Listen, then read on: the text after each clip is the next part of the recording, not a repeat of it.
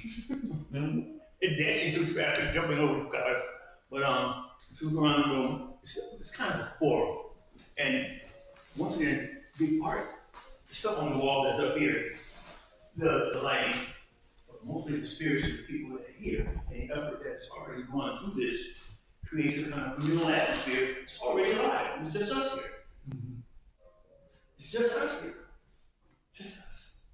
Now, more people come in, there'll be twinges of different things. Everybody comes to that door will bring something with them. And that's what separates art from craftsmanship. Anybody can paint a portrait, can learn rather. Paint piano, build a house, cook, dance. Those things are transferable skills. But and more time than ever, it takes time to practice that skill. You gotta have a commitment to it. Then you got first you have a commitment, then you have to have someone that knows what you're doing show you, and to tell you the difference between what's good and what's bad, what's acceptable and what's not. That's not a value, it's a value judgment, so to speak, from that person. But for the artist himself, for him, it lets him or her look through the window of their own experience. People look at pictures here, you see them, and everyone says, well, what does that mean? Hell, I don't know, it's the first time I've seen it. I never saw it before either. It's in my head. 10 brilliant others. And they're all scrambling around trying to get to the front of the line. Someday, in some of our history, we say it's the ancestors. We say it's the spirit. We say all these different pictures of who God is to us. And I don't know what it is. It looks cool to me, it felt good, but 10 years later, I'll go back and look at paintings that I've done now, and I'll see the 10 years, and I'll remember everything about my life during that period. I'll remember everything I was doing, everybody I was hanging out, all the stuff I was doing that I shouldn't have been doing, stuff that I could have been doing that I didn't do. So that it's historical. And I could get every picture I ever drew, painting, piece of sculpture I did, and probably read thousands of them. And stitch them all together and hang down the side of that porch facing the door, 15 foot. And I read in my book. This is the first one I did, this is what so and so. And here's the 15th one that was going on. And here's that lady, I remember what her name was, but I ain't sure. But her name was so and so forth. And here's what was going on. Here's my other past, here's my closet. Here's when I was in high school. Here's when I was in the military. Place called the ugly place, called that show. It's a beautiful place, landscape wise, but it was an ugly scene. I can remember all those things in because they'll tell me things about myself that I can't get out right now. It's too much. And they're too dense, and they're too complex. And in the life that we lead now, almost all of us, especially, I don't know how people that don't do art, I don't know how they do it. I have no idea how they get through it. They don't do any art, they don't paint, they don't draw, they don't smoke weed, but they're just this ideal creature. And I'm sure I met one that seemed like that, but more often than not, I just don't know how to do it. How would you go out there and face every day? You don't do anything. Where's your relief? Where's your answer? What is your tool for interacting and addressing that kind of stuff? And it's always empowering to be with people of like mind. Yes. To be with people of like mind, people of like spirit. And a lot of those things are not, they don't have literal translation. They don't. It's feeling. It's something I feel. I think it's instinctive. It's instinctive. So one of the things about the arts for me, all of them, and my mother used to tell me all the time, oh man, you're painting this, now you're drawing that, now you're in there with chemistry set, you just don't want to get a real job. And if I go home to South Carolina, right now, I'm from a very, very, very small town, 250 people, and there are about 80 black people in the whole town. The nearest house to my house was like 2 blocks away. It's me and my grandmother, 2 of us. We didn't have a TV in the early 50s. I was born in the 40s. No bathroom. And there was an era when seniors did not talk to children. My grandma and I, we didn't talk. She just told you what to do when you do it, stay out of life. And you learn. Because if you don't, first you get, I mean, like, what? No. Those weren't part of my vocabulary. No, what? I ain't gonna do it to my grandmother. That wasn't part of the vocabulary. And more involved, and now she just look at me. I know you heard me. Everybody, on my way to do whatever I was to do. Being 75, 76 a month is humbling and scary at the same time. Humbling. I can't, my history is such, I'm sure these brothers will say, the same thing. My history is so dense and complex, I can't see it all. I can only see it in portions. And a lot of times I see it reflected in other people's lives. I see it reflected in your life, his life, his life. You'll say something, you'll do something. You'll laugh at something, cry at something. And those things will touch something off, intangible. Like I was telling Jerome a while ago, there's a program that comes on. I admit it, I confess, Star Trek, I confess. But periodically they'll have this scene in a bar, be an interstellar bar in the fourth quadrant somewhere, 60 million thousand light years away. And in this bar, all these people from different planets, because they reduced that time and they transition back and forth, so they can go from here to Mars, you can go from here to 20 minutes or whatever. But when you see him in the bar, he's walking around, he's got 3 noses, another guy got wings in his forehead, the ladies come on, there are all these creatures that are around. But somehow this need, this thirst for other acknowledgement of existence come to them. It's a kind of, what's the word, existentialism of sorts? Yeah, because it's kind of that. I said, I get lost, but now they got them all streamed out. You just sit and watch them 24 hours a day. So popcorn, cookies, sodas, beer, and it'll be Tuesday. And I'm going around, it'll be him. What are you doing? What day is it? But one of the great things probably about me getting older is that I'm still here at all. I'm the first man in my family in 3 generations to live past 50. 3 generations, a long time.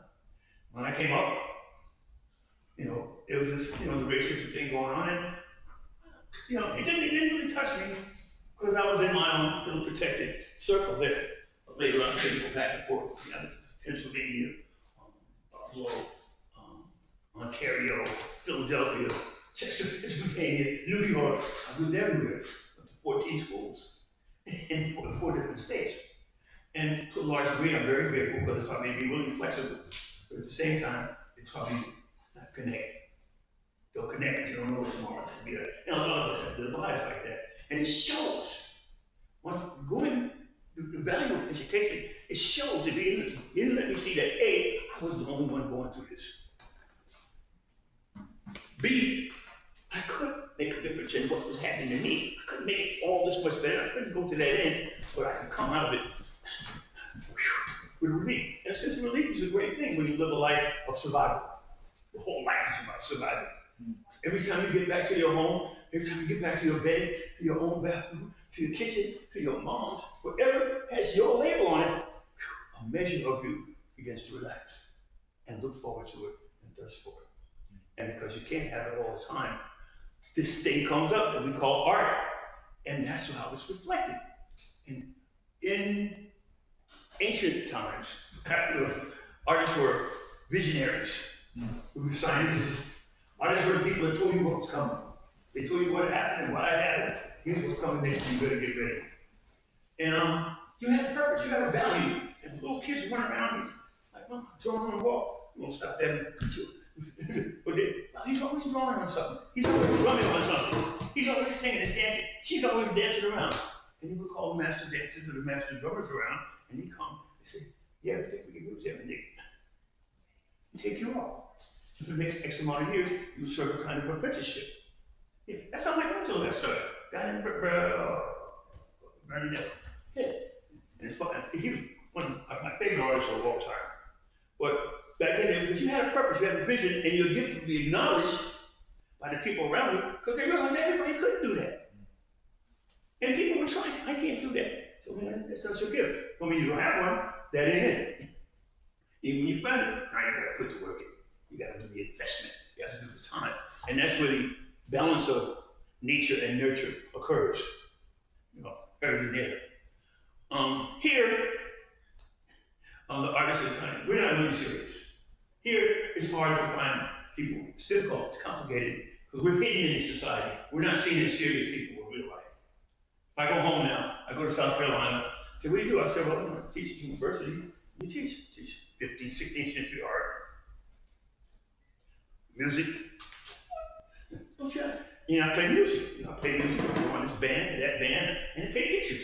So yeah, but you don't have a real job?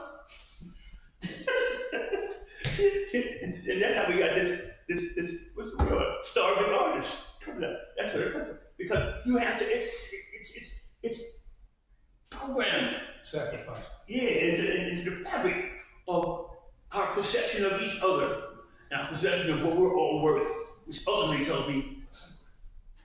And when I can work to reverse that, and I can work to fertilize what I'm worth, it lets me see worth, everybody else.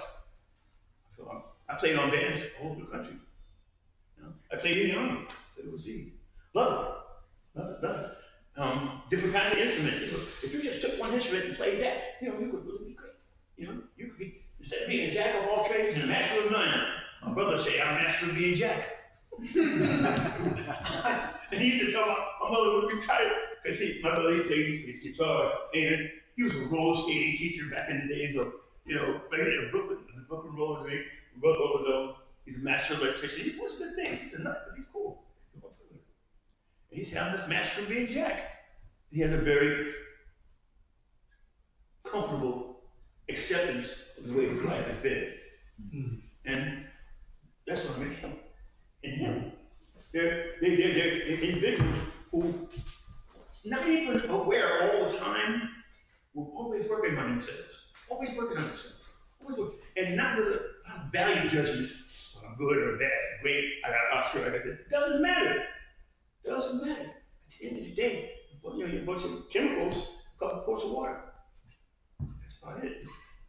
Let me ask you a question though. When did that happen though? When did the artists stop having value in society as necessary to the point of being poor and disconnected?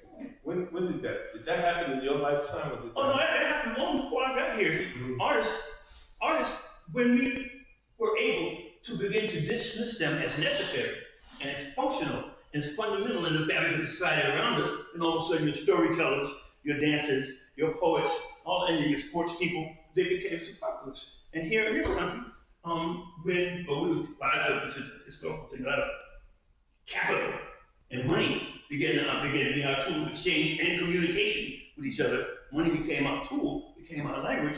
Then the artist is a guy you do once you already made your money, you build your nice house somewhere, and you go out somewhere and like that is $39.95. I want something to match my curtains. And that's okay.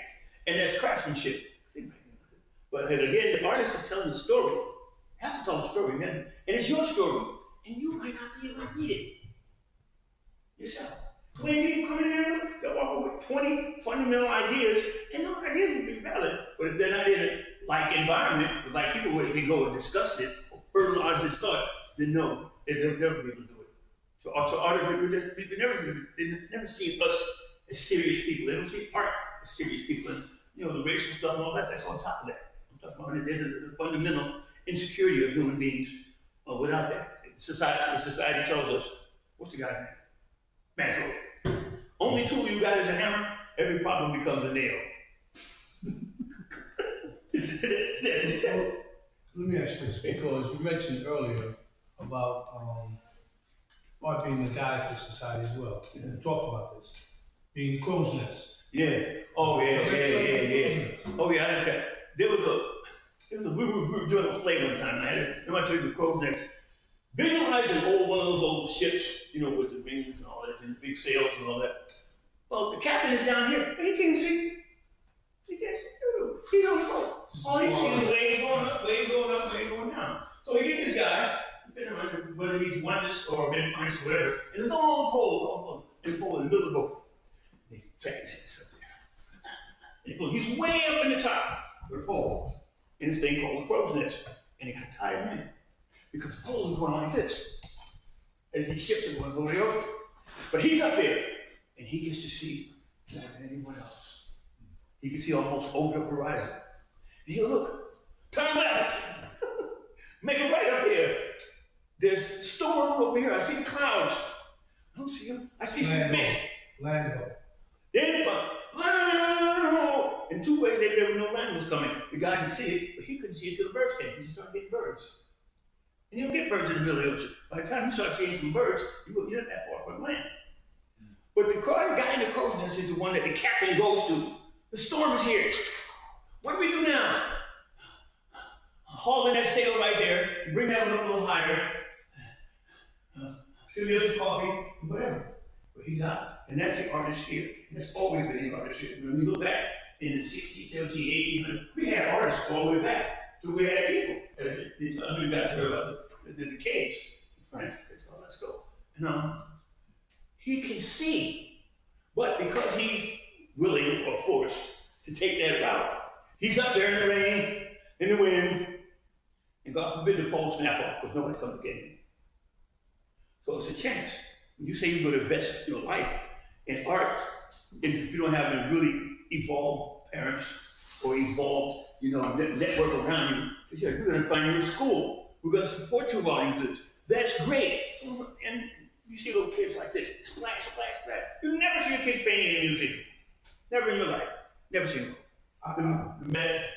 I was thinking more in terms of the vision that art gives society, in terms of seeing forth of what could be possible, what we have in terms of where we can go.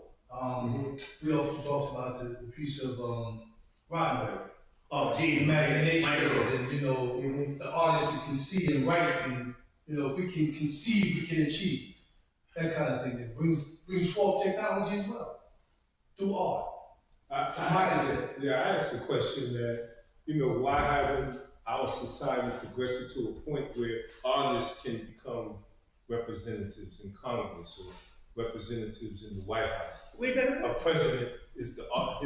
His occupation is an artist, as opposed to a businessman, a lawyer, or professional politician. As a society, we never look towards the artist to be a leader, for our society. We always look towards individuals. Propaganda is really powerful.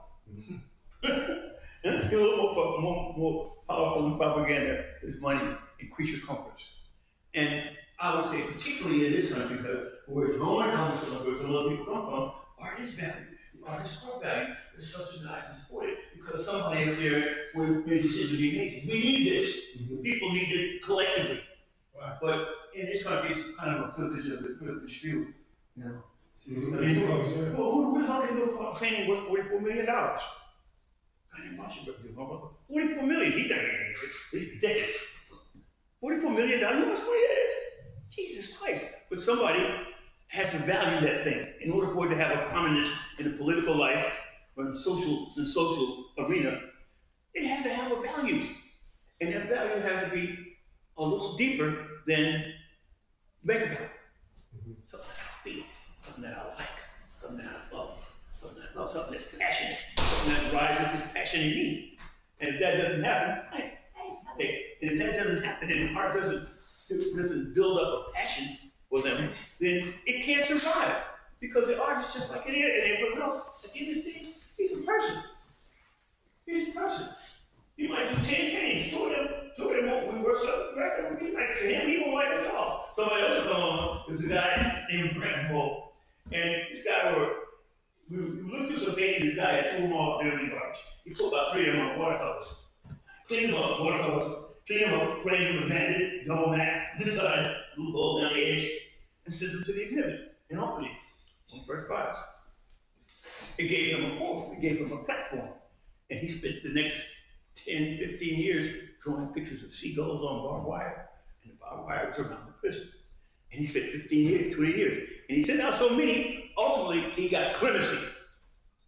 Walked out. Yeah, and he had to get up into the post for a long time. But values are created, they tell us, by a bunch of things, the environment, the history, sometimes physical attributes that people have or don't have. And environment is probably the biggest influence on imagination. What do you see? 80% of all information comes from ours. You can't see. Okay, I can't see. What do I hear? No? Right. And then again, back to that thing, who am I surrounded by? What am I surrounded with? What am I interacting with on a daily basis? If I'm going down the block, and if I'm at my home in South Carolina, I come from going to the block, it would never occur to me to walk by someone and say, hey, how you doing? Never heard it. I never saw that until I came to New York. I came to New York. I live in my building 2 years now. I don't know a single person in that building by their first name than my brother who lives downstairs. That's it's not so much anti-art, it's anti-life. It's anti-progress. It's anti-growth and development. Because I'm in a building with 400 or 500 people. Everybody in there's got a story. And every story has some merit. Now, to decipher that merit, that person may or may not be on a more friendship, more intimate level, or exchanging that after a while, until some years go by, or somebody passes away, somebody gets hurt, or those people came out. I got jumped on a couple weeks ago by some guys trying to take my phone. I didn't give it up. But a whole bunch of people came out of the building. And there are people I don't know, but they see me all the time. Every day, I'm going out, and I have my walker, and I have my jazz, Miles Davis, coming up blasting. Hey, jazz man, how you doing? I come out, what happened? Somebody gonna say, I go in the supermarket, where's the music? Why are you here today? But here, that music that people wrote and played decades ago, half a century ago, is still binding because that music has elements of that person and his experiences. They're all in that when I'm sitting down, but these are quartered ups. What are you doing? I don't know. But he's just banging it out. And he finds something that he likes and he saves it. What about this drum? I said the drums are, they're very historical and cultural instruments. Like this, we said, for the most part, these drums they weren't here 4 years ago. When I started playing hand drums, most of them played congas, Cubanists, congas, and you could tune on others here. These are relatively recent. And there's what's the story? That's a different story. But historically, the drums were voices like between us and the gods. Charlie go, and so on and so forth. And so the drum becomes that. But we have people remember I told you that they didn't let women play drums here 40, 50 years ago. Women couldn't go. You couldn't go to the drum circle in Harlem. You came in with a drum, you got up there, and you get up quick. Wait, you said the drum circle in Harlem. Tell me about the drum circle. Okay, well the drum circle started because we didn't have a place to play in the wintertime. And they started to play in the community center. And it just kind of evolved and graduated. Because a lot of musicians, particularly musicians we never hear about, artists that we never hear about, dancers that are magnificent performers in the world, we never hear about them. They don't get rich. They don't play to a particular audience. They don't play to a particular profile of an audience. And they don't have marketing experts. And then the technology that we have, force you to listen to this song 30 times a day for the next 5 years. Ever find yourself walking down the block singing a song that you hate? Or you're gonna hear humming the song, can't stand that song. Right, jingle. Huh? Commercial jingle, commercial, something to that effect. Yeah.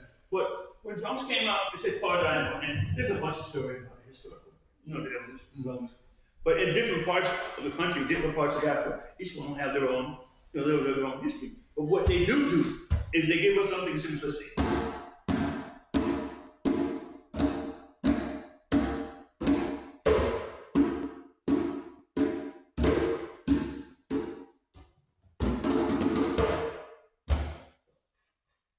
Years as human beings are want to do, we begin to develop things. We can't reach stuff alone.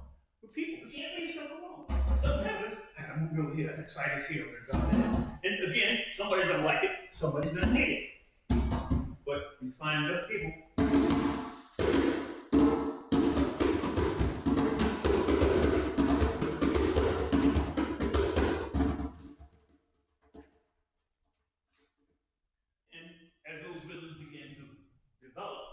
Centuries, I live in this tribe over here and over there. And there's a story about a guy named Fatu Fa.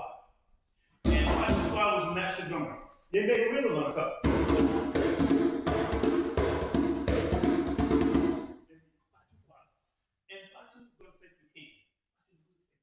need a new drum.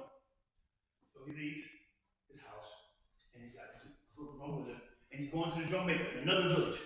As he gets to the village, he stops by a little highway where people are already moving around, and drummers, and generally drummers, when they go somewhere, they always carry their instrument with them, carry some instrument, whether it's shaker, bell, something to that effect. And not too far, he saw some guys, he stopped and he played with them. He left when he left there for a little while, and when we do the story, we do the story with a group of drummers. So we play these little dance. But he finally gets to the drum maker. The drummer said, he tells him who he is. He said, okay, I'm gonna make you a drum. Go home now. They go out together and they find a tree. When they find a tree, they chop the tree down and they pray. They make a prayer, because you just took a life. You just took a life here. So you listen to me, thank you, Tango, thank you, we're taking life, it's gonna be used in ceremony, wars, drum, wars, marriages, whatever. And he goes back home. He sees the other guy there. When he gets back home, his wife and his daughters go out into the fields, and he get all these big weeds. And they make ropes. These. They make ropes. And they make the rope, as they pull it, they pray, thank you for taking life. We're taking life. Some of these people are pulling up and eat. Some things are going to be made into something for worship and for acknowledgement of the blessing of being a person. Then his son, he has a son, his son has to go out and kill an animal. His skin. This is a goat skin, this is a goat skin. This is a synthetic skin. Go out and he kills him. And when he kills this animal, he has to kneel down again and pray. I just took a life. I took a life. Something that was here is never here. Something that I can never replace. No matter what I do or who I am, I can never replace this. And he makes his prayer, goes home, skins it. Now he's ready. And he takes the stuff, takes it back to the drum maker.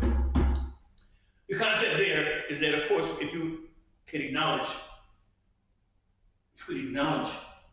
and own the idea of having a life in a blade of grass, or a life in a tree, then it's really, really tough to come down to kill somebody. It's really outside of you. It's outside of you. Is there something up there, something that's tiny that doesn't happen? So they go back. And the story, I'm not going to bag the story, but it's a long story. But really, the concept here is that most of these drums, African drums, almost never have metal, but they were constructed before they had metal. They don't have any metal in it. The real drum. The things that are real here. But that's about it. So in 1969, I came home from Vietnam, 69. And I was clinically insane. I was clinically insane. I was 17 when I went. Came back, I was almost 20. And I like to be insane. See some of that stuff. But at that time, I had a good friend. He was a painter. I'd never done any painting at all. He said, you want to paint something? I said, I want to paint something. Give me something. Give me some cap. I started throwing paint. And as time passed on, these drums, contemporary drums, came over, I guess, in the 80s. 70s, 80s, when a lot of people from West began moving here. And if you went uptown now, the West Africans have some different places. They have their own approach to things. They have a cultural approach, they have a historical approach, they have an economic approach. And it's different than the African American people that were born here. It's different. And because sometimes it appears to be more profitable, there appears to be more money in it, there appears to be more successful at some level of life, it's assumed, because when you mentioned earlier, we're quick to stereotype people, we're quick to stereotype behavior, to stereotype anything that looks like something, because inside of us, we're all scared. And when you stereotype something, I put it somewhere where I can handle it. I put it someplace now where, good thing I know who that is now. I know who she is, I know who he is. And of course, it's the fastest, easiest, most powerful way to screw your life up in the life of everybody around you. Now, you're in an arena where relevance and truth and actuality has been diminished. And it's been subjected to people that are good at diminishing things. There are people that sit around right now in a minute and a half a year decide we're going to see on the news 2 more hours. They take all the news, okay, this don't count, this don't count, this won't count, this is good, this is good. And if I get, if it bleeds, it leads. If it bleeds, it leads. The New York Times on Sunday you know, say big thick paper, has more information in it on Sunday than a 15th century man saw his whole life. Ever. If you lived in the 15th or 16th century, your radius of life experience was probably about 60 miles, 70 miles. And there's more information in that paper than you ever saw in your whole life. Now, you don't have any tools to at least raise the question for yourself. And the tools will give you. One thing about tools is it separates us from animals, I think. It's a disposable thought, but it's not. It's really just imagination. I mean, I can see something that ain't really there. And if I think hard enough, I can hear it. I can feel it. And all of a sudden, now, that's South America, Cuba. But somewhere down there, when you go to Brazil, you go to Colombia, you go to Cuba, and you're sitting there, and I had never seen drum until I came to the house. 16, 17. And I'm playing the morning, and I hear these guys in Central Park, 72nd Street, at the fountain. And they're like, they do a wild call. Like, oh shit. Got it, right there. Had no idea what it was. Walked down the hill, and all these guys sitting around. I'm like, oh, this is what's up. I'm from South Carolina, town of 400 people, 450 people in the whole town. I didn't know 10 white people in the world. Literally. Where I'm from is just your side of the tracks and their side of the tracks. But I saw them and I went down and I looked, so I'm mesmerized. The next day, I go to a pawn shop on 8th Avenue, never forget. And I buy a big drum, $50, and it wasn't a drum you would tune, it was a Cuban drum. I didn't know the difference at the time. It was a Cuban drum, and the brass is all the way around, the brass and the Cuban drum. Beautiful instrument. I go down the school, down the block, 42nd Street, and there's an Army Navy store there. I put a big duffel bag, put my drum in the bag. I go home, I get my girlfriend to braid my hair. And I get my dashiki on, and twist around the neck.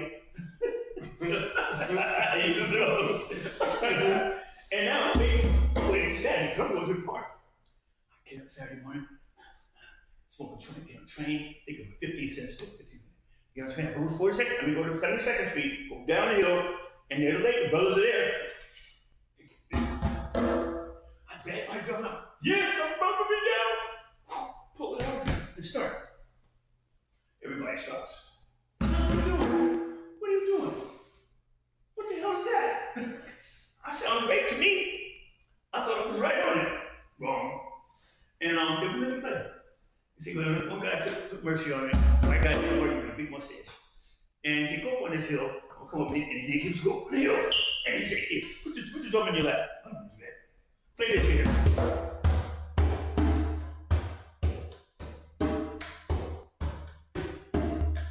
So what else? Nothing. Just play that. What? I'm gonna get down like the best. Get down there. And it's not like that. And that's what happened. It took for the next 15, 20 years. I looked at all the places. But the thing about the drum is it's communal. And there's some people, here, this is 6/8, it's built around a heartbeat.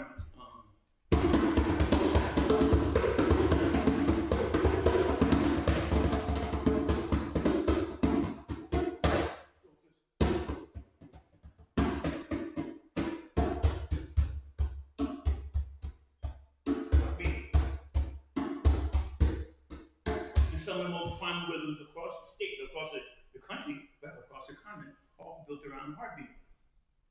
And because they're built around the heartbeat, there's a level of subconsciousness that works on all of us. And you'd be someplace, we've all heard of James Brown, and what's the other guy's name? Eddie Palmieri, requesting stuff going. You could be the deadest party in the world. Everybody sitting around being cool. Nobody wants to sweat. They put on James Brown. You know what happened. You put on James Brown, put on Trick Days and something, and all of a sudden everybody's in the place dancing. Those are gifts. Those are universal standards that cannot be contained. So, because it's hard to have this discussion and not talk about the other guys that they don't really care about money, they just want money, they don't care about music, or they want some money. So they devise, and they still devise on marketing concepts. And marketing concepts devise on, they rest upon certain kind of principles that bind people unconsciously. Some of those things is music, some of those things are drawing, cooking, dancing, poetry, all those things. And they rest upon those principles. And when educated people, by educated in this sense, I mean people who have been affluent, been fortunate enough to be in those forums where those things are discussed at a clinical level, they put them to work. And they put them to work. And they make their own music to be there. I gotta get a job. I'm not making no money. I'm too fat. I'm too skinny. I'm tired, and built around insecurities. And those insecurities, that's why you're imagining, is what pushes art to the side. But it's not important. It's not important. But what is important? You want to eat, don't you? You got kids, don't you? They need to eat. If their car is tired, you need a new car. Your apartment's in a messed up district, and all these things that we think we have to live, and we buy into it from here. Depending on who your parents are, depending on your environment, who you're around, depending on who you're around. And what they value, you value. What they treasure, you treasure. What's ugly to them is usually ugly to you. What's shallow to them is usually that to you. And so it kind of pulls us in that direction. On the good side, I just think for myself, they ain't gonna win, I don't care what they do. Because I'm here, and I've been here, to be here 75 years, it's kind of crazy, but 75 years is 75 years, it counts. And because I've been fortunate enough to be around people, like these guys here, that get me all the time, to be around them, then I can't run out. I'm not gonna get empty, I'm not gonna get tired. I'll get tired, but I'm not gonna quit. I can't quit. I want to throw in the towel. There was a movie, it was a Rocky movie, one of the Rocky movies, and Rocky's getting beat up. And they call that, and his manager comes, he takes the time and he throws it in. When he throws it in, Rocky says, one more round. And therein is what separates the artist. The artist is touched and touches our need and our right and our blessings to live. And the artist speaks the language that we can't talk about. It's not a language. There's something that defy words. I'll be talking to you all night, and I'm in the thing. Because for me, I'm excited by this. We've had forums, big place, full of people, everybody, people like this. Like the last show we did on the street, it was great because I find when I get to the stage, I go up to the stage, whether it's a bunch of 12-year-olds, 7-year-olds, 80-year-olds, I can always, I've been blessed. Okay, I get up, I sit down behind the piano. If I take the piano, I sit at the horn, and I start to play. I don't know what are you gonna do? I don't know until I get up there. I gotta see what they have to say. And I tell you, everybody comes to this door, brings something. Everybody that comes in this door brings something. Now, whether we know enough to get to that, because it might be a little to get through it, but the point of reference for me, and I always ask audiences, don't leave here today and not say something to somebody that you don't know. Say hi to someone that you don't know. Tell them what your name is. Take what their name is. When we go places, it's like fertilizing that part of you that needs it, and that part that gets repressed and suppressed and stomped out because they tell us, well, it's dangerous. People out there, be careful. Everyone's out to get you. Get them before they get you, and all those things that don't feed into the parallel. Yeah, that would be, and that would lead. Tell us a story, man. Well, the story that I want to tell is the story that how I came about to meet you.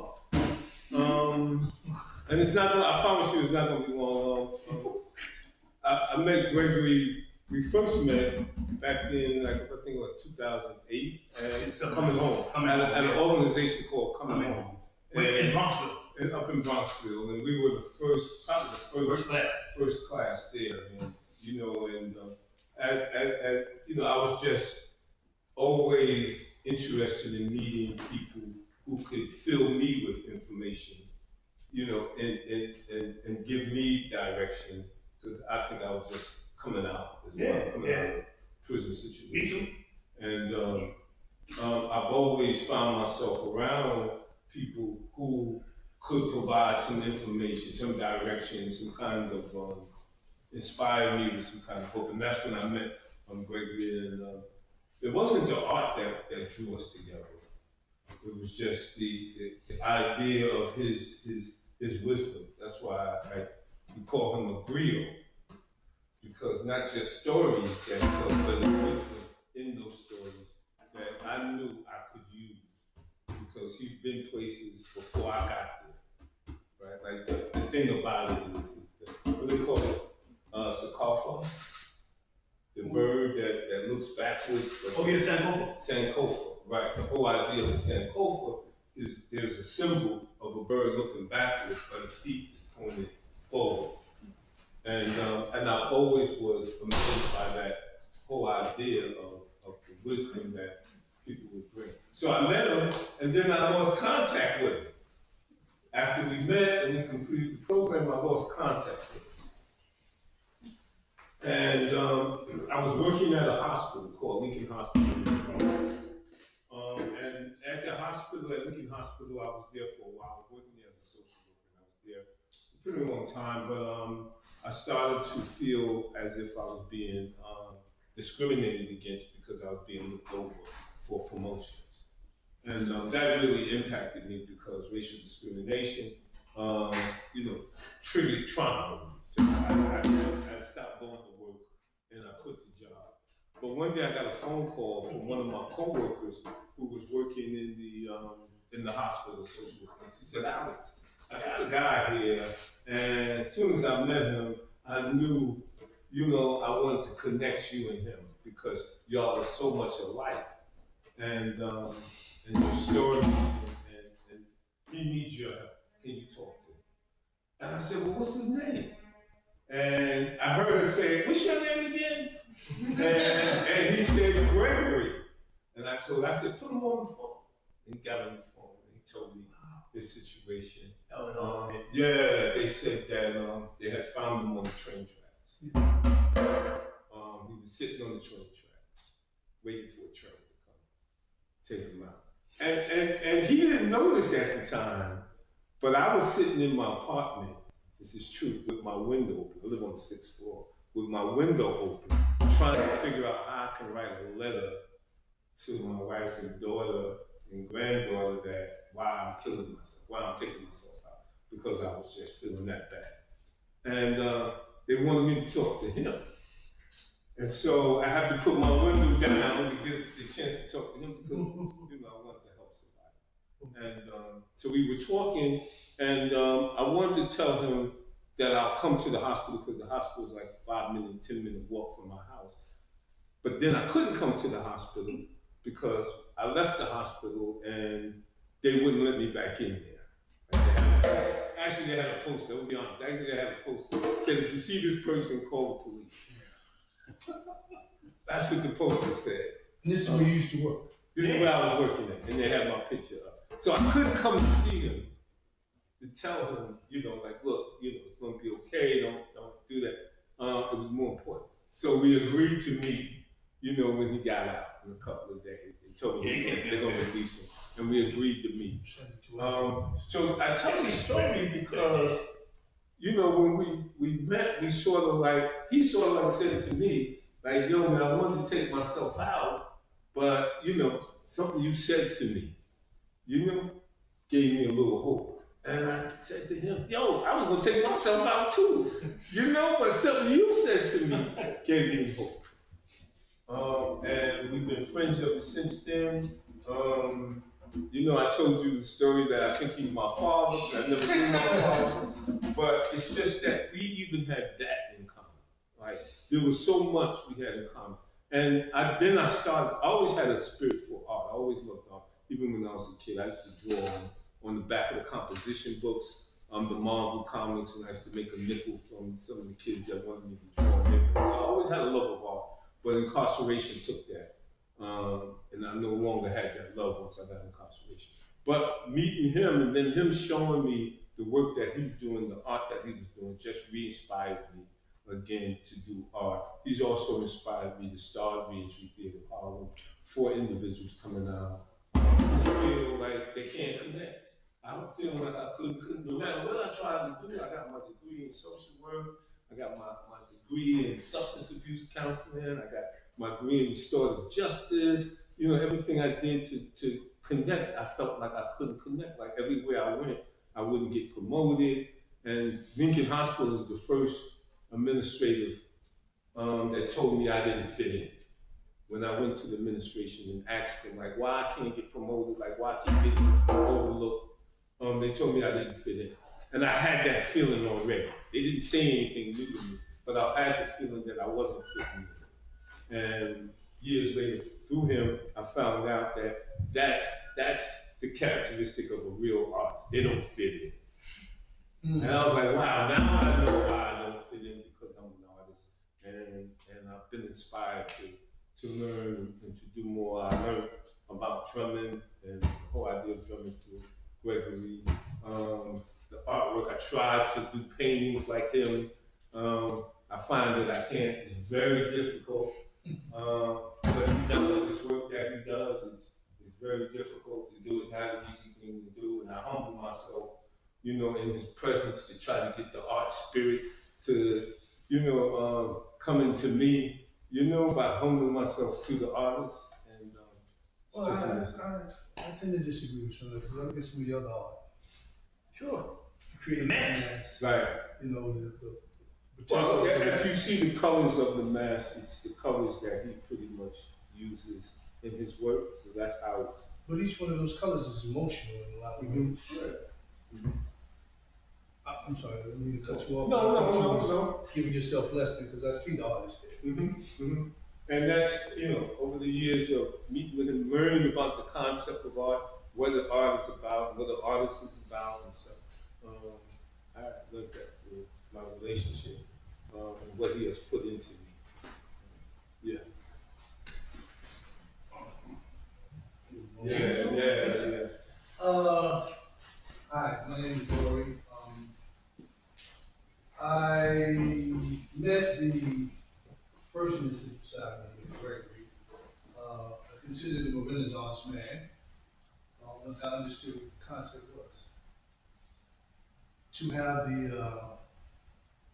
capacity to touch different genres of art and academia at the same time was just something special for me. He and I worked together for years, and we were able to share a space where we could grow and develop. And that's where I got back into writing, through encouragement, as well as seeing his writings and his ability to become a wordsmith. I look at him like that. If you hear him talk, he'll talk all day. I rarely get a chance to talk when we sit together. So I'm like, okay, I'm gonna just be patient. I'll give him a little something every now and then. But I began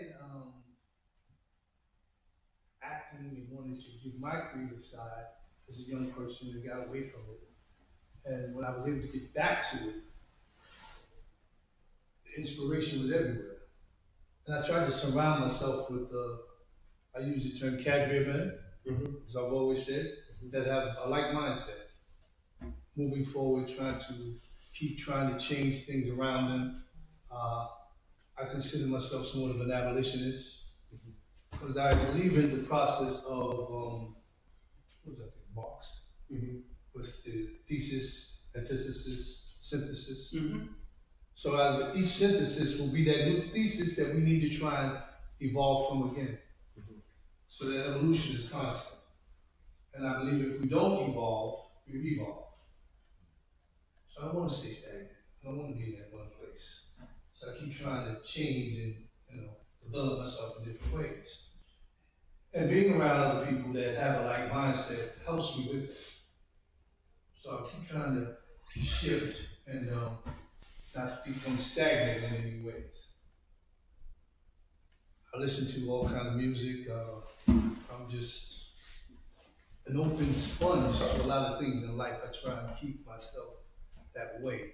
And I think that developed from being around Gregory. That's who we call Greg. I mean, I call him Squid, but because he's got his arms everywhere. He's got an octopus kind of thing. I wasn't supposed to put the squid out there. Anyway, yeah, that's what you do when you have an octopus next to you. You keep evolving, you keep working, and I've seen the dark side where I had to go through that. But the acting for me is cathartic. So each time I can get on stage or write something that gets out of my system, because this character's running around in my head that I can put on paper a lot of times to make sure that they come to life. And that gives them life, and I think that's sometimes people will see the characters reflecting themselves. Because that's why theater is for me. When I can step into the role of another person, it allows me to envelop that person in myself, whatever the character is. I still bring me to it, but now I have to look at what the character is, because it's already written out who this character is, but I can now address it from my own perspective and see it as well.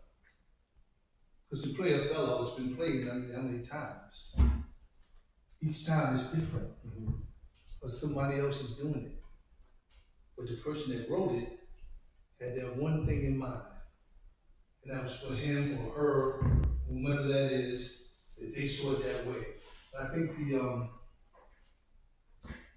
first time, well, let me go back from that, because I had him play for me one time, as I was directing the play. And I was stuck, because when we did the play, we would never close the curtain. And I had a long scene change. Scene change was a good 5 minutes. And that's a long time for people sitting, they watch it, even though it's a dark stage, you're seeing things going on. So I wanted to distract the audience.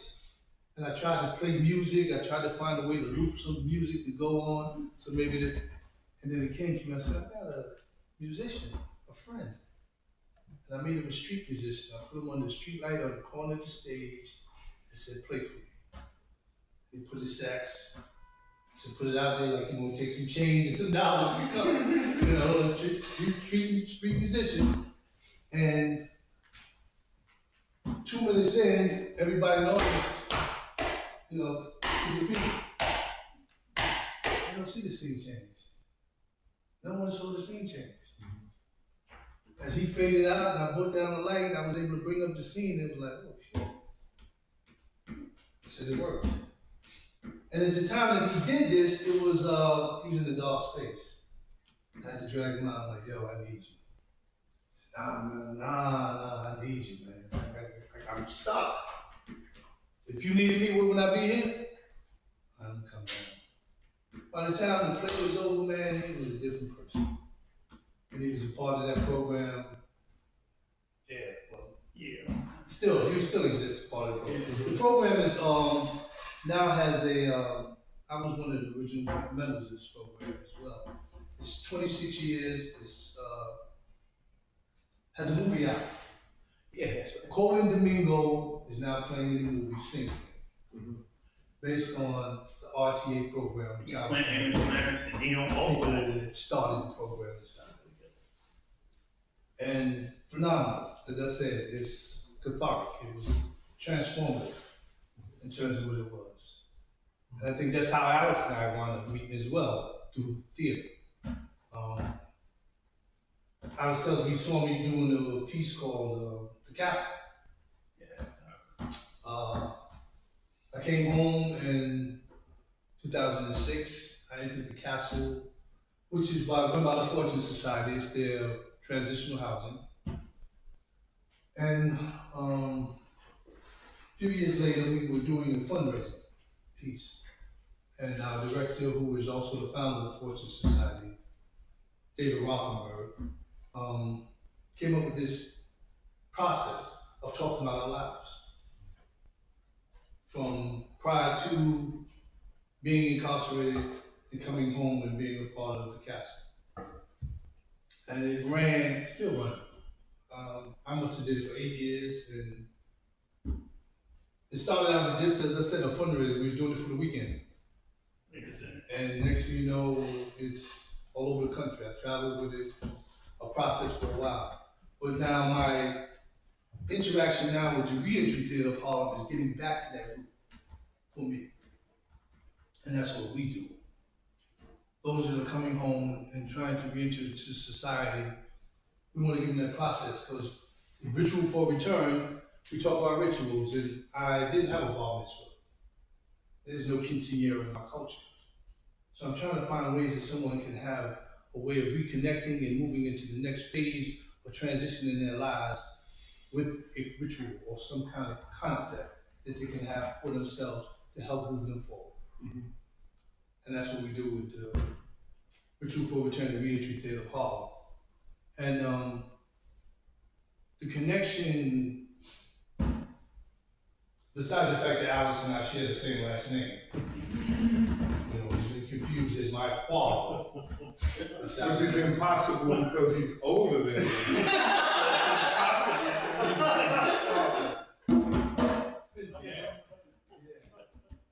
That's a running joke that's been going on a while. The connection is brotherhood. We speak a lot, we talk to each other on a daily basis. If there's something that's going on in our lives, I'm glad that I have somebody I can reach out and talk to. I mean, I have family members, but there's someone that has a kindred spirit that's even more closer to me in a lot of ways, because we've gone through similar experiences. I think at the same time, No, well, I mean, it's I mean, we've been talking about the three of us and our experiences and interactions with you guys here. Like I said earlier, everybody that came to your door brought something, so thank you. Thank you. All you guys brought something. One, there's also we got stuff to bring. The community got stuff that I can bring. I'm not the liability I saw myself as. I came home from the military in 1969. August 1969. I said I was clinically insane, literally, and I got away with it for years. I'm kind of quick. I go to school. I got college degrees. I can do stuff. And so I covered it up for a long time. And the reality is that if you challenged to live long enough, sometimes I say lucky, so that's not always good luck, but I'm challenged to still be here 3/4 of a century. That's worth something. 75 years, that's worth something. I'm up walking around, saying hi to people, you're saying hi back to me, paint some pictures, play some music, meet some new people, they meet me, they walk away and say, I'm check out what's cool there. Man, the impact that I see in the community from these brothers and sisters, there's a couple ladies that work with us, the impact, sometimes they don't even see that they're having on their children. They don't even see, they'll come to rehearsals and bring a little kid. He'll be sitting there like I was a kid. He'll sit there and he'll have criticism. He'll have something to say. What do you think? Man, we could out of here. I want to be in something.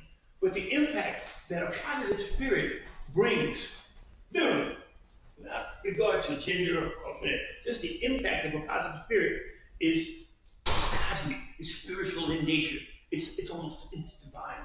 It's close to being divine as I can conceive of. So painting, I'm trying to bring that up. I painted portraits for years. Couldn't do it, couldn't take it, got to be a job. Mom, my mother's nose ain't that big. Yes, it is. When people can come into a circle, especially certain groups of people, cultural groups, ethnic groups, and become economic groups, political groups, and we go in a certain circle, you can't feel welcome. You can't feel an opportunity, you can't feel like you have an opportunity to be seen. To be heard. Doesn't mean I want a reward. Doesn't mean I get anything. But to be seen and to be heard, then you get validated. And that feeds itself. Because now, like, I can get a bit more, and some days I have my oldest daughter, she was with a co-production of us a while ago. My oldest daughter was born in South Korea. And you know, it's a complicated life there for people that are half black. And I came back, I was cuffed up, they sent me back here. And she ended up in an orphanage. And at 10 years old, someone adopted her and brought her to America. She learned the language and spent the next 45 years looking for me. she finally found me on Ancestry.com. No. No, she found me on Ancestry.com, and she looked up my brother's sister who's on there, and she's a comedian. You probably seen her. Her name is Takara Williams. She's a famous comedian. And Takara said she was in the dressing room, and they said, there was this Korean lady going to see you out here. Come on back. She said, hi, I think I'm your cousin. She said, what do you mean? And one thing led to another, and I'm coming home one day. I was working. I was still Mercy College. No, I was bed camp. And I said, hi, listen, you don't know me, but I think I'm your daughter. Speechless. What are you talking about? Yeah, my mother's name, so on and so. We from Mongjiangmi. And I'm trying to take baseball pin check. And I'm standing with the phone.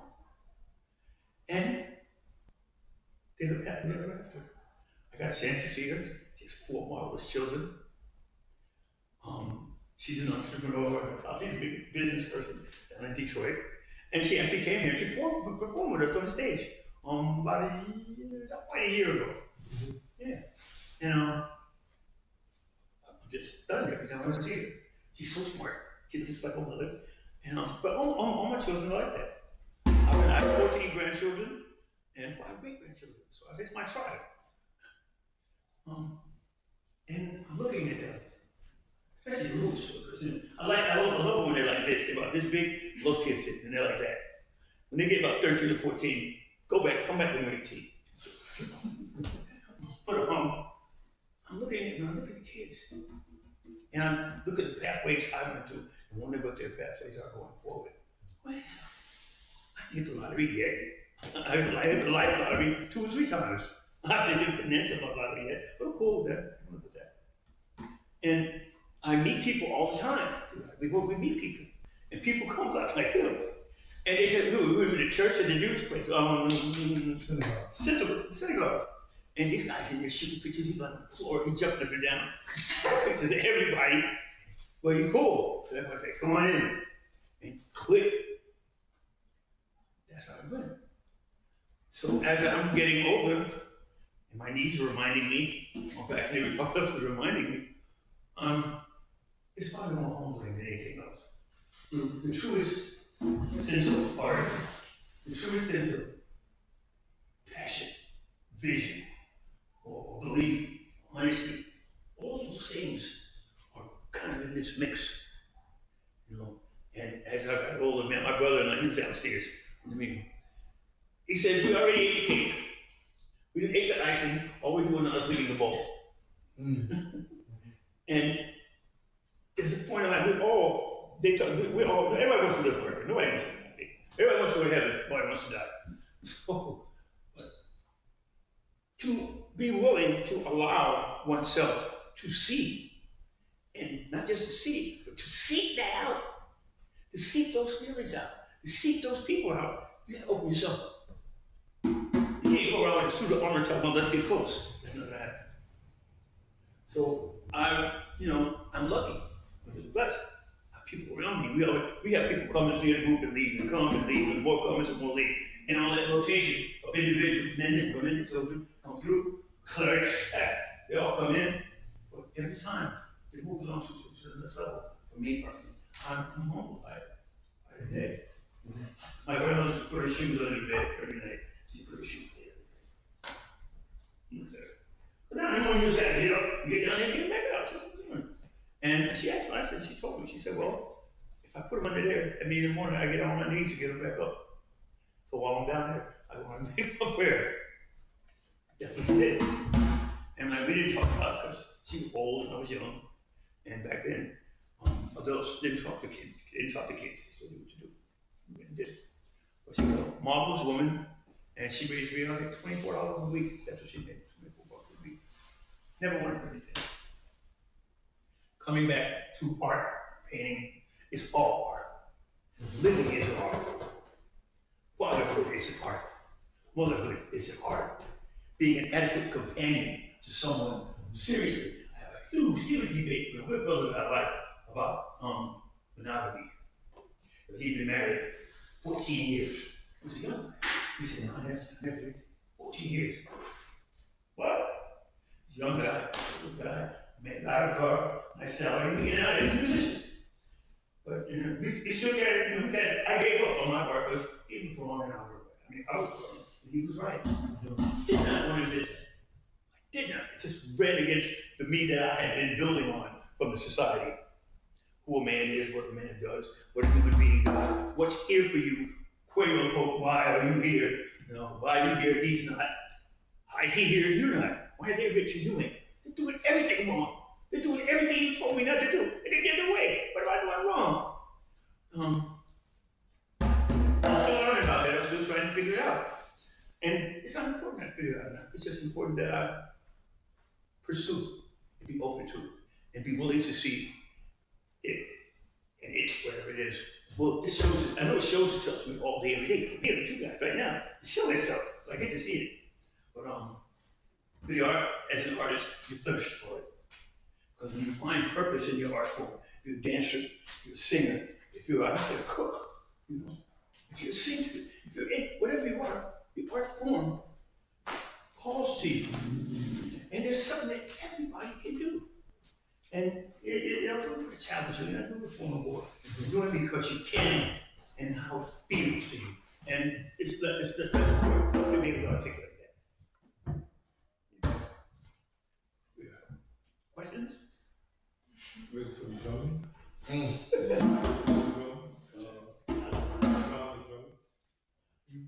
yes, you wanna, questions? Here. Okay, here's the deal. We'll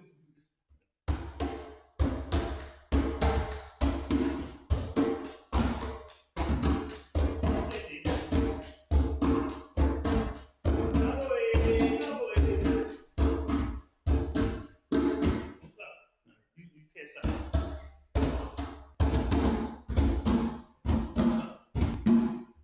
Right there.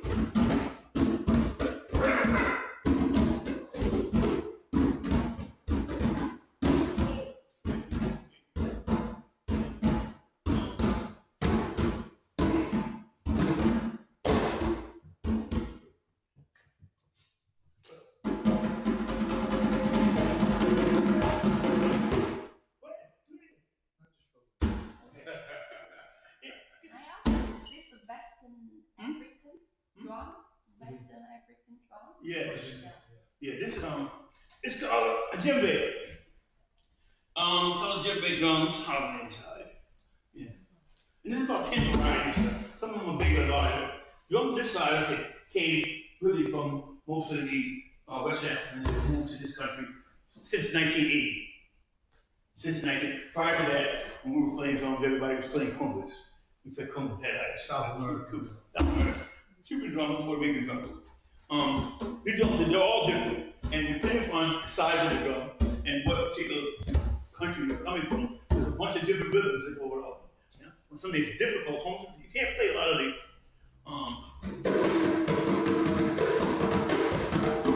that's like a Puerto Rican rhythm. And it doesn't sound the same. But the Puerto Rican drums are built differently like this, and they have a different kind of skin on them, thinner, and the tone is different. Now, people, I think when they talk to me about the drum, they I can't play violin. I can't play piano. I can play that. I know I can play that. No, you can't. It looks a lot simpler than it actually And like most music, 90% of this stuff is not in the drum. It's in here. It's in here. Particularly if you're playing with more than one person. So when we do that for us, at Visual for Return, at the Reentry Theater, it's more than a musical instrument. The fact that it's an instrument, it's a musical instrument, and it has this other capacity to do this and do that, and do this and do it. Weddings, dances, war, whatever the case might be, there's some kind of music that's appropriate for it. So with that happening,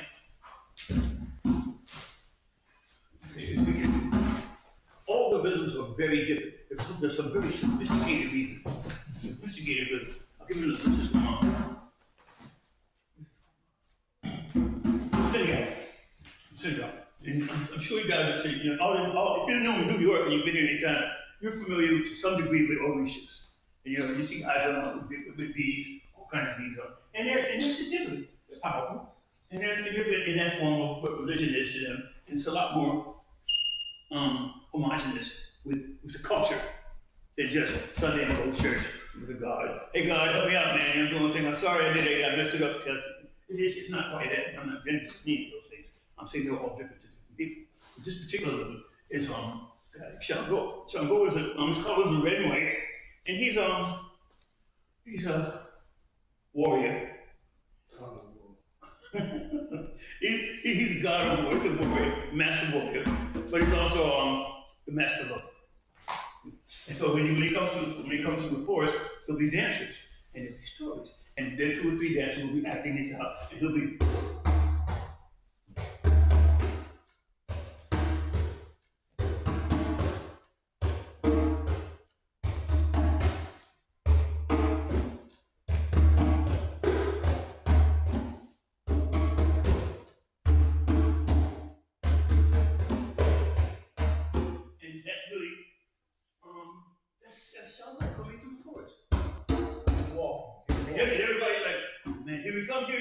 And the second drum will come in, and the stick will be like.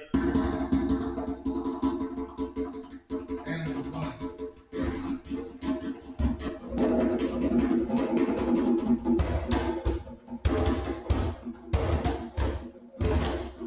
now we accelerate up, go down, depending on the level of training the drummers have and how they're going to work with the dancing. But it's choreographed. So most of these stories that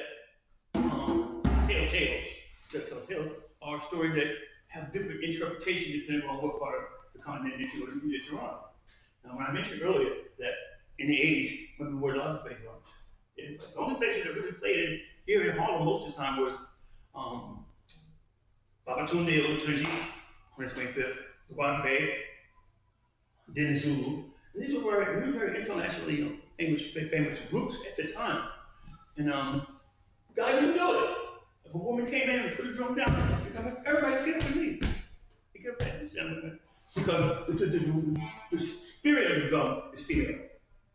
Okay? And then people that didn't like holding it like that. And we can be incredibly close-minded sometimes. Incredibly close-minded and unwilling to change what we know. And a lot of times that happens when there's a bunch of us in the room. Many that way. And I was that way. If I'm with the brothers, I'm not thinking it's good. All the brothers are here. Somebody go see me.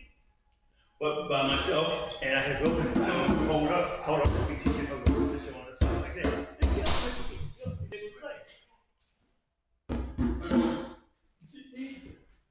Hey. Come on, son. Let me.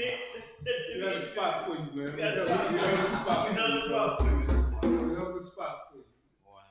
How you been, man? I'm well since I'm seeing you. It's been a while.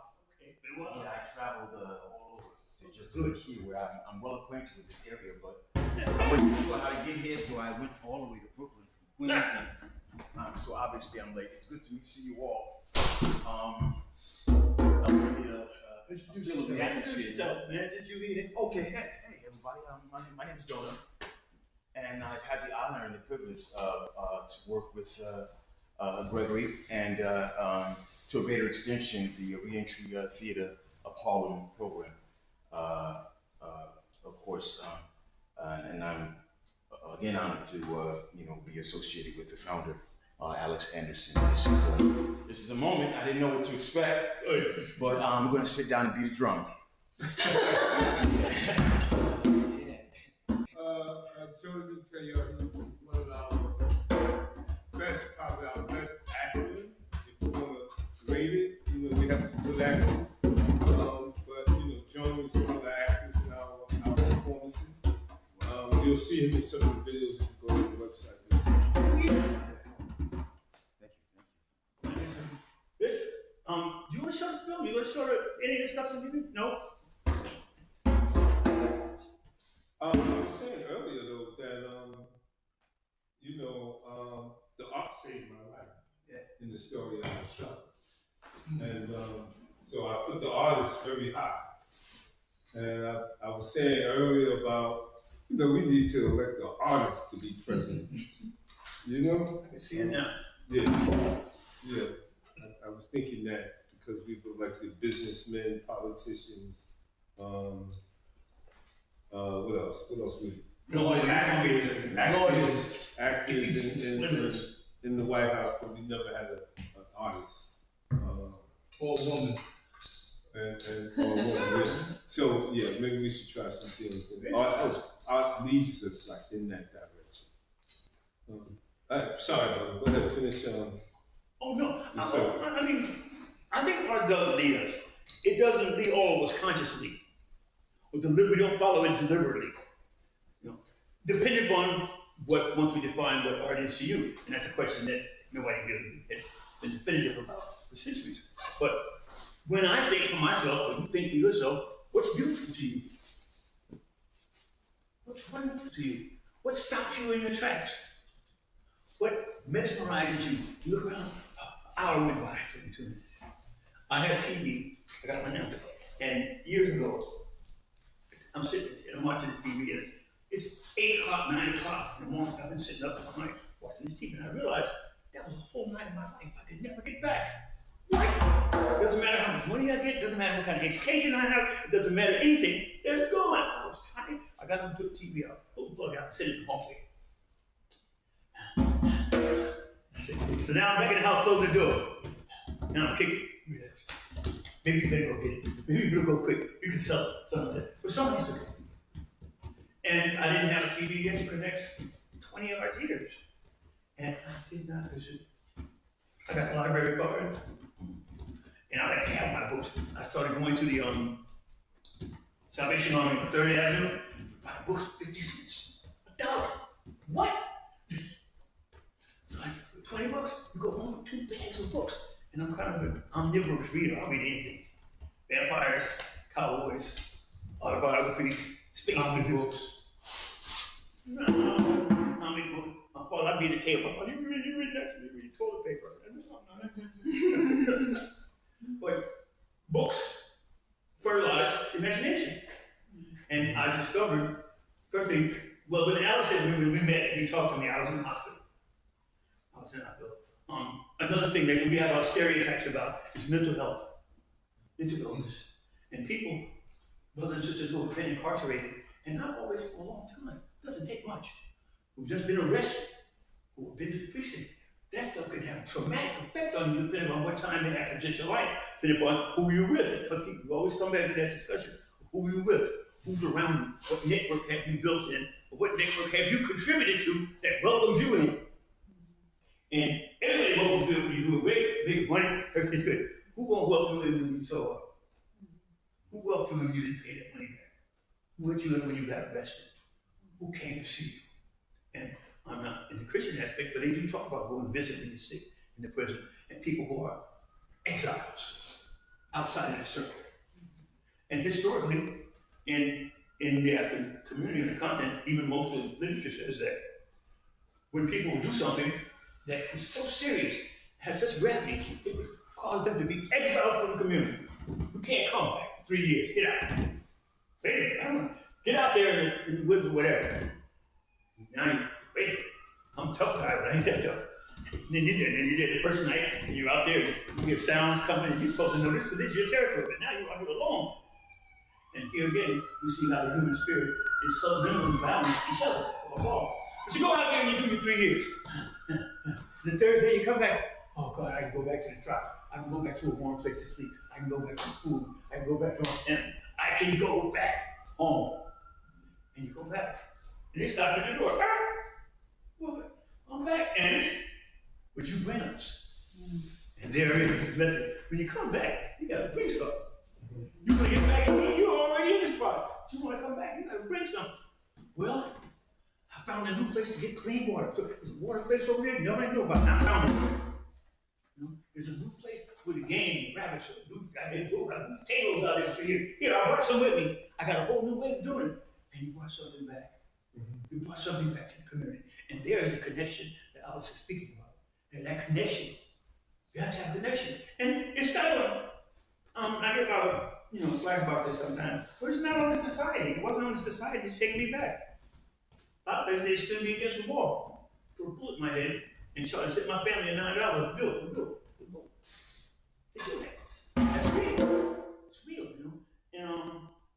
And as I've been in the right circles and I've been ingesting better stuff and been more astute with how I investigate and involve myself in what I'm doing and who I'm doing with, learning from others, I'm discovering, I'm worth something. I got something to bring. I got something to say. I got a couple things. And I'm willing to find out. I'm willing to hear some more. I don't have to be right all the time. I don't have to have the last word. And then comes back to the word I spoke of humility. And that's what I see all my children. Once in a while, they trap me, and I get there and all of them. There's a whole tribe in the house running around doing all kind of crazy stuff. I'm sitting there like this. My daddy, I'm going to the store. No, wait, I'll go. Wait, I'll go. Don't leave me here, girl. And she'll go to her. My daughter will go out. And all the kids will be looking at me. You saw. We can handle you. You can be scared. And they start acting up. But it's such a blessing. It's such a blessing. And that I'm here at all is a persistent sense of just gratitude, man. I'm so grateful. I was coming down Fulton Street in Brooklyn. This was back, I was still before I retired. That was my suit and tie day. I got a tie on, the best in the case. I'm coming on footsteps, I'm going and I'm coming out. It's a beautiful day today. Yeah. And I see,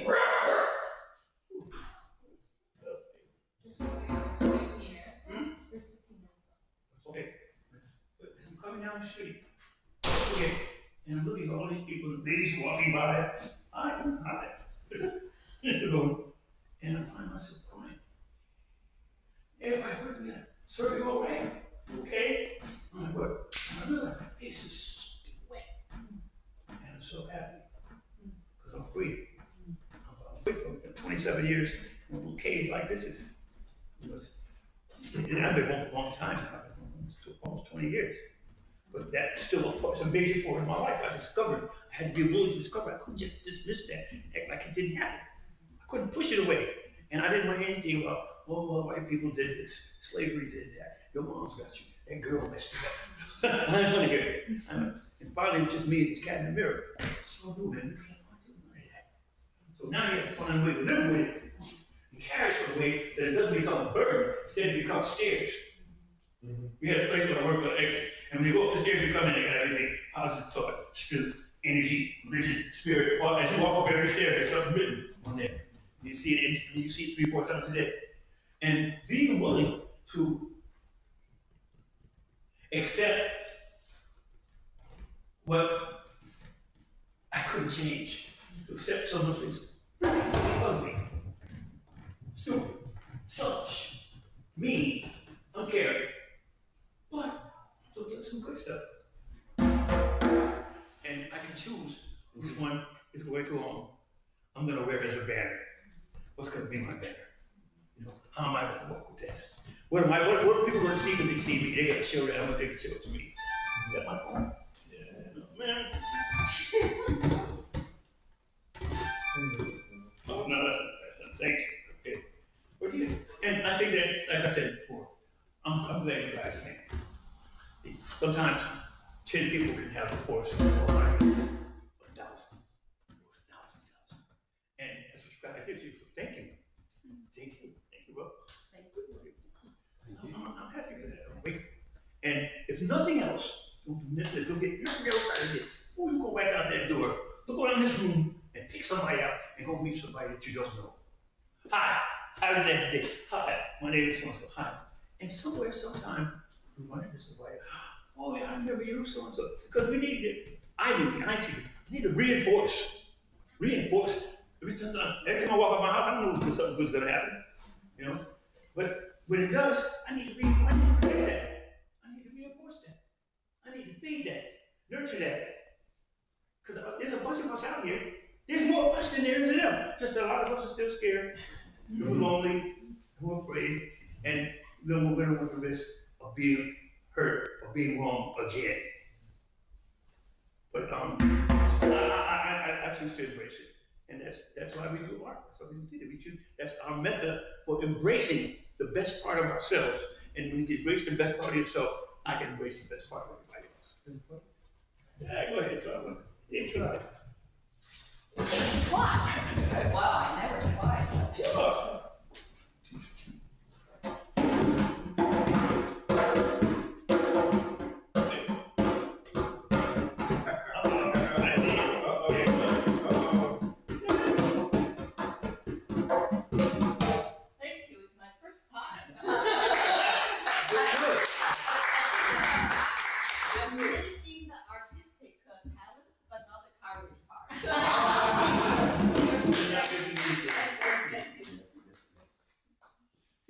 Anyone else like to play?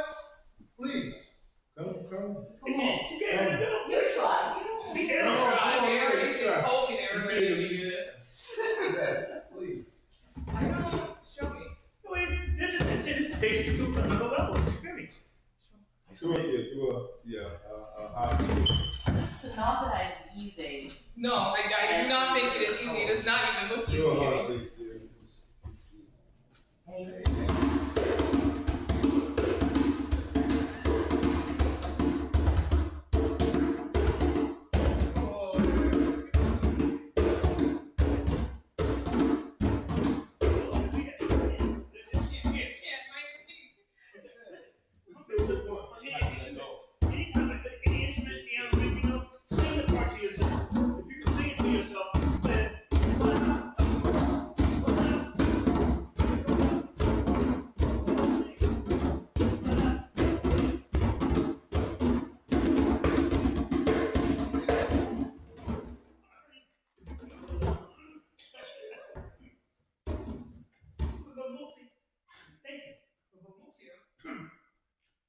Daring to get over the habit. One more thing, now I gotta tell you one more thing.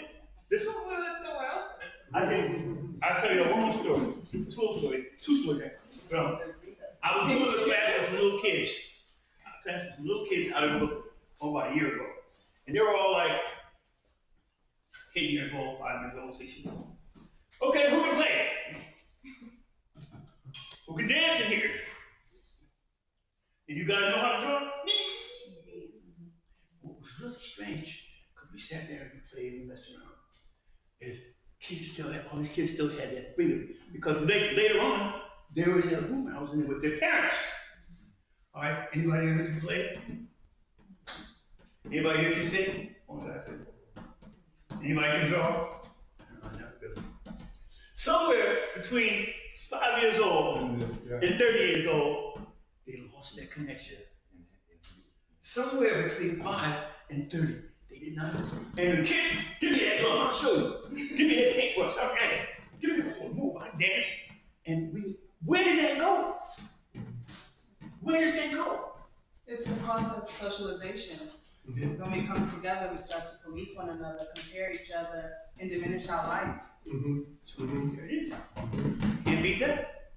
Coming ahead of it. We came in the door with something to give. We came on the planet with something to give. Somebody celebrated when you got here. Somebody was happy when you got here. Oh, ain't he cute? Ain't she cute? Somebody said, somewhere between there and now, you start going to school. And I remember when my grandkids, or my children, first started going to school, they were so excited. I go to school tomorrow. I got my shoes, I got my sneakers, I tied up 15 times. I got my shirt, I got my bag, and I stood up. I'm going to school tomorrow. Next day you get up to school. Oh, yeah. Somewhere between there and about 6th grade, man, I ain't going there. It's just soup. The people are stupid. They don't like me. I don't like them. Therefore, I don't like them. And now my circle of things begins to change. Because now I'm still looking for like-minded people. And I find them. Well, you want to be with us? This is what you got to do, sir. You want to be with us? It's like, I got to be with somebody. And my grandmother, again, I tell you, she says, a drowning man will grab a snake if you throw it to him. We're going down for the third time. Yeah, I'm with a big black guy. I said, here, grab on. I'm scared. It's the third time. Water's right here. And when I grab the snake, he grabs me. Now you gotta wrestle again. So those are things that I didn't know how smart my grandmother was until I was about 40. Because by the time I was 12 and 30, I didn't think she knew anything. She was just a dumb. But as I got older, I learned her, you know, about all of them. They were going that way. You know, I didn't know how much, and I miss it. I miss it. And I think our kids miss it. They don't even know that they're missing it, but they know they ain't got all the pieces. That's why I'm angry sometimes. Angry. And anger comes from fear. All aggression comes from some kind of fear. It's something that I'm scared of. Something I don't want to happen. Something I want to prevent. Something I want revenge for. Something I need to act out. I need to talk out. But do you mind if I want to just seize upon a very brief moment because I didn't know time is but I never thanked you, for the kind of inspiration that you've given me, and I think it just was a great moment to do it. I've seen your genius at work on the stage. I've seen it, of course, in your art exhibitions, and I think that your talent, your genius is layered. And I've often listened to you and connected the dots, in terms of understanding. And I've always really appreciated you. You kind of always, whether it's in the spoken word, whether it's in the drum, whether it's in your portraiture and your art, you encapsulate at the times, in a way that you've spoken to the human condition, and you were able to inspire people to be visionary, and you continue to do that. So I will always appreciate you for that. I look forward to getting to working with you on stage. I always appreciate you. Thank you. So I think that's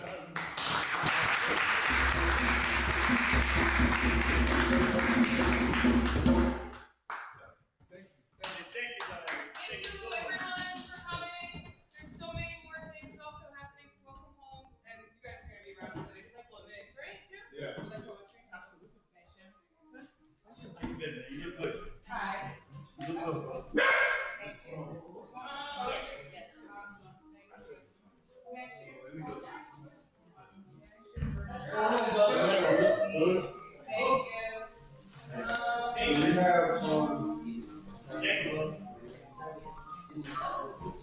We have Thank you. That's what I'm saying.